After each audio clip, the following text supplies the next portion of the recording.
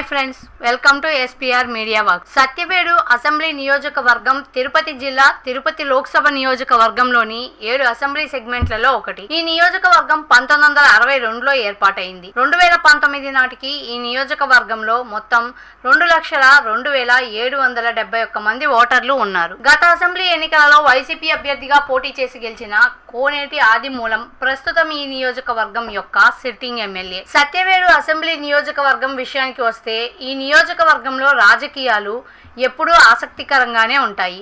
ఇక్కడ రాజకీయ పార్టీలకు ఎప్పుడూ ఆదరణ ఉంటూనే ఉంటుంది. ఈ క్రమంలో గత ఎన్నికల ఫలితాలని ఒకసారి విశ్లేషిద్దాం. 2009 ఎన్నికలలో టీడీపీ అభ్యర్థి హేమలత, కాంగ్రెస్ అభ్యర్థి కె నారాయణ స్వామి మరియు పీఆర్పీ అభ్యర్థి సంకల సుబ్బయ్యలపై పోటీ చేసి 9,691 ఓట్ల మెజార్టీతో గెలుపొందారు. 2014 ఎన్నికలలో టీడీపీ అభ్యర్థి తలారి ఆదిత్య తారా చంద్రకాంత్, వైసీపీ అభ్యర్థి కోనేటి ఆదిమూలంపై పోటీ చేసి 4,227 ఓట్ల మెజార్టీతో గెలుపొందారు. 2019 ఎన్నికలలో వైసీపీ అభ్యర్థి కోనేటి ఆదిమూలం, టీడీపీ అభ్యర్థి జడ్డా రాజశేఖర్ మరియు బీజేపీ అభ్యర్థి ఎస్ వెంకటయ్యలపై పోటీ చేసి 44,744 ఓట్ల మెజార్టీతో గెలుపొందారు. 2024 ఎన్నికలలో వైసీపీ అభ్యర్థి నూకతోటి రాజేష్, టీడీపీ అభ్యర్థి కోనేటి ఆదిమూలం మరియు కాంగ్రెస్ అభ్యర్థి బాలగురువం బాబుల మధ్య పోరు జరగనుంది. ప్రజాస్వామ్యం వర్ధిల్లాలన్నా, మన జీవితాలు తలరాతలు మారాలన్నా